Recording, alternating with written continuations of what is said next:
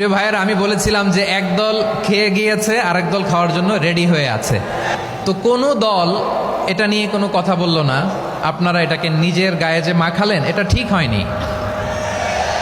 আর এই জাতীয় বার্তা যখন আমরা দেই, তখন যদি আপনি বলেন যে পারলে রাজনীতিতে আসেন, পারলে দল করে দেখান, এটা হইল? তো যশোরের প্রোগ্রামের এক ভিডিওর পেছনে আমাদের কিছু দিনী ভাইরা 6 বছর আগের এক অডিও ব্যাকগ্রাউন্ডে জুড়ে দিয়ে বিভ্রান্তি ছড়ানোর জন্য সোশ্যাল মিডিয়াতে ছড়িয়ে দিয়েছে। তো তাদের প্রতিও আমাদের কোনো রাগ নাই, ক্ষোভ নাই। তারা হয়তো দিনই তাকাদা থেকেই করেছে। বিশাল মাঠ, আমি তো বাংলাদেশের অলমোস্ট অধিকাংশ জেলায় গিয়েছি। এই এমসি কলেজের ময়দানের মতো মাঠ আমার চোখে আর পড়ে নাই বাংলাদেশ।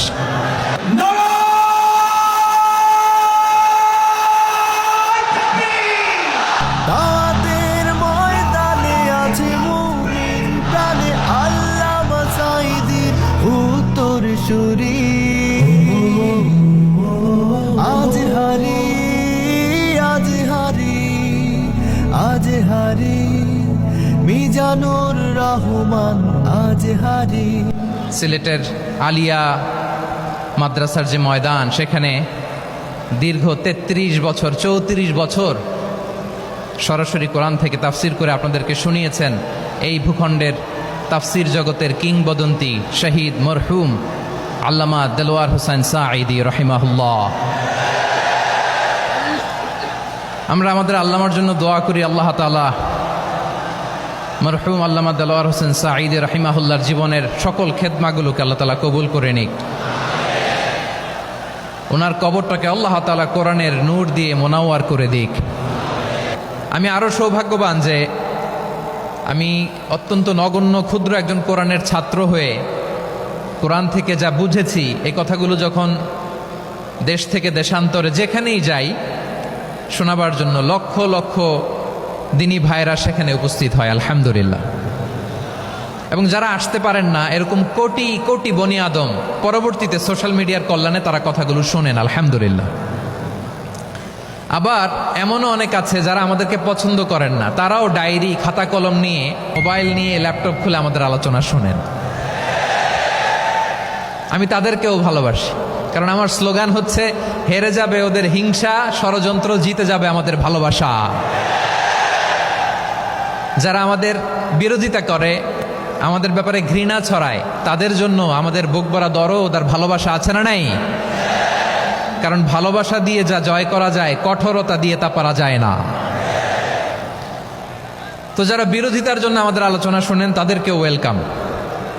যারা আমাদের আলোচনা আউট অফ কনটেক্সট নিয়ে এক জায়গার মাথা আর এক জায়গার লেজ জুড়ে দেন, তাদেরকেও ওয়েলকাম।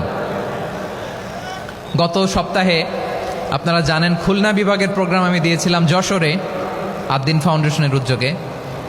তো যশোরের প্রোগ্রামের এক ভিডিওর পেছনে আমাদের কিছু দিনী ভাইরা 6 বছর আগের এক অডিও ব্যাকগ্রাউন্ডে জুড়ে দিয়ে বিভ্রান্তি ছড়ানোর জন্য সোশ্যাল মিডিয়াতে ছড়িয়ে দিয়েছে।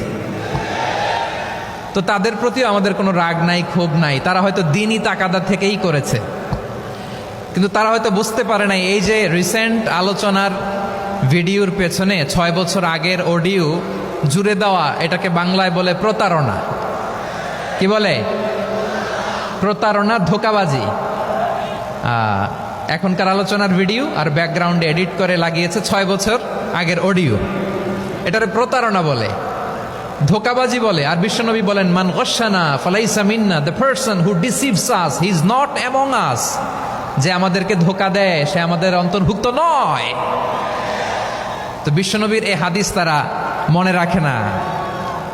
তো এই জন্য শুধু বিশ্বনবীর প্রতি সাল্লাল্লাহু আলাইহি ওয়াসাল্লামের প্রতি সেরেফ ভালোবাসা আপনাকে বাঁচাতে পারবে না যদি বিশ্বনবীর আদর্শ আপনি গ্রহণ না করেন।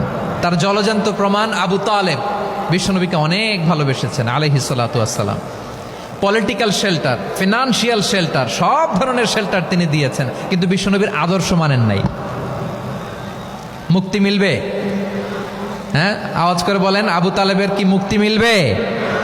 তাহলে সেরেফ ভালোবাসা আপনাকে বাঁচাতে পারবে। ভালোবাসার পাশাপাশি বিশ্বনবীর আদর্শকে মেনে নেওয়ার দরকার আছে না নাই? তো যারা এই সমস্ত কাজ করেন আমাদের ভাইয়েরা, তাদের জন্য আল্লাহ তাআলার কাছে আমরা হেদায়েতের দোয়া করি। আবার আমি দেখেছি আমার গত সপ্তাহের যশোরের আলোচনার একটা লাইনকে কেন্দ্র করে আমাদের অনেক রাজনীতিবিদ বন্ধুরা অনেক ক্ষুব্ধ প্রতিক্রিয়া দেখাচ্ছেন। ওই কথাকে নিজেদের গায়ে টেনে নিজেদের গায়ে মেখে ওনারা ক্ষুব্ধ হয়েছেন।